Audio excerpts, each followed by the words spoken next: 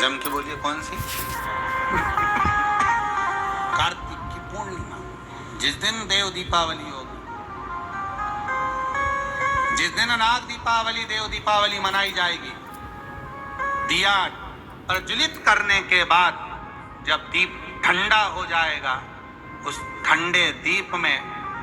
ठंडा होने के बाद दिया जब ठंडा हो जाता है, बाती लगाने के बाद ठंडे दीप में,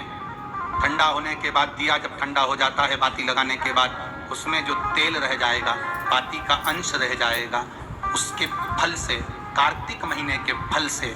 तेरी गति सवरेगी और तू नारायण के धाम में सदा विराजमान रहेगा। उस कार्तिक की पूर्णिमा के दीप की जली हुई बाती के भी पुण्य का भाग गजेंद्रासुर को मिल गया। कार्तिक महत्तम का इतना प्रमाण है महाराज। कार्तिक महत्तम हम फिर निवेदन करेंगे, कार्तिक के महीने में आप कुछ नहीं कर सकते तो कहीं पीपल की जड़ के नीचे, कहीं आंवले की जड़ के नीचे, कहीं बेलपत्री की जड़ के नीचे आप जाकर उस वृक्ष के नीचे दीप जरूर लगाओ, जलाइए। कार्तिक का महीना चल रहा है, अगर ज्यादा दुख है, तकलीफ है, तो दुख दहन स्त्रोत का पाठ। कौन सा पाठ? दुख दहन स्त्रोत का पाठ आप इन 3 वृक्ष में से, आंवला हो, पीपल हो, चाहे बेलपत्र हो, इन 3 वृक्ष के नीचे कहीं पर भी बैठकर आप उस पाठ का स्मरण करो, घी का दीप लगाकर। बाबा चाहेगा मेरा विश्वनाथ तो आपके दुख को नष्ट करेगा और सुख का आनंद प्रदान करेगा। दुख दहन स्त्रोत शिव उपासना। 7 पुष्प, कितने फूल? 7 पुष्प। देव दीपावली के दिन कोई भी 7 पुष्प, कोई भी जो तुमको मिल जाए, 7 पुष्प अपने घर के पास में, घर के अंदर जो मटका होता है, हंडा होता है, पानी का बर्तन होता है, रसोई घर में जहां तुम पानी भर कर रखते हो, 7 पुष्प को उस स्थान पर रखिए देव दीपावली के दिन। और देव दीपावली के दिन सुबह के समय पर अपने उस परिंडे की जगह पर, मटके वाली जगह पर, हंडे वाली जगह पर रखकर 7 घी के दीप रसोई घर के अंदर प्रज्वलित करिए। 7 दीप की पूजन करिए और पूजन कर कर वो 7 पुष्प जब दीप ठंडे हो जाएं, पूर्ण तरह से आनंद के साथ सुबह के समय जब आप पूजन कर लें, उन 7 पुष्पों को दिन भर में से कभी भी देवाधिदेव महादेव के दरवाजे पर, शिव के दरवाजे से मतलब है शंकर के ऊपर, अगर शिव के मंदिर नहीं जा सकते तो बेलपत्री के नीचे, बेलपत्री के नीचे भी नहीं जा सकते तो पवित्र नदी के तट पर, या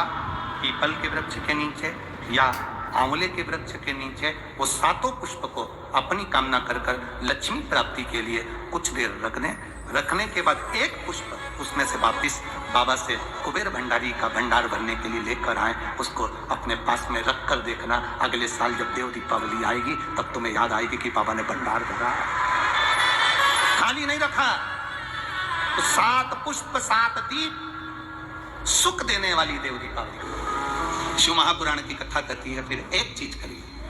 अशांति जब भीतर बार बार आ रही है, अशांति जब भीतर बार बार प्रवेश कर रही है, चाहे संतान से हो, स्वास्थ्य से हो, संपत्ति से हो, संबंध से हो, संसार से हो, 5 जगह से जब अशांति प्रवेश कर रही हो, तब शिव महापुराण की कथा कहती है कि बन सके तो कार्तिक महीने के अंदर जो पंचवीगन आता है, पंचवीगन जानते हो आप लोग, अभी आ रही है आपकी और हमारी दीपावली, पर इसके बाद में ये अमावस्या निकलने के बाद जब कार्तिक की पूर्णिमा आएगी, तो कार्तिक की पूर्णिमा के पहले से जो 5 दिन गिने जाते हैं, कार्तिक की पूर्णिमा के दिन 5वां दिन होना चाहिए। ये 5 दिन जो पंचवीगन के गिने जाते हैं, इसको कहते हैं देव दीपावली। तो क्या करना है कि ये 5 जो अशांति आने के केंद्र हैं, जहां से हमें अशांति मिल रही है, कभी संसार वालों से, कभी संपत्ति से, कभी संसार से, कभी संबंधों से, कभी स्वास्थ्य से, कभी संतान से, ये 5 जगह से जो अशांति आ रही है, तो 5 दिन जो देव दीपावली कहते हैं उसका स्मरण करें।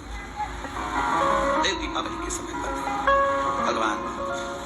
देव दीपावली के समय पर इसको साधने का प्रयास करें। देव दीपावली के जो 5 दिन हैं, उन 5 दिन में आप अपना क्रम,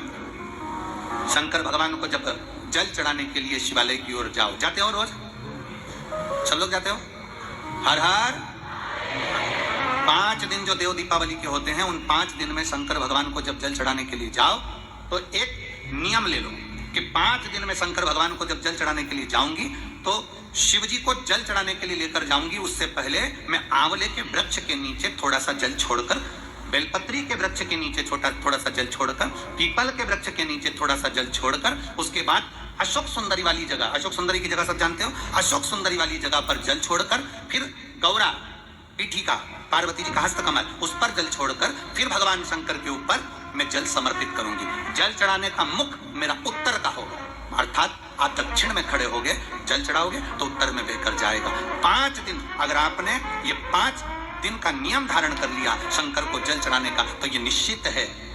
5 स्थान से जो हमें अशांति मिलती है मन में, पूरे वर्ष शांति बनी रहेगी, कभी क्लेश नहीं।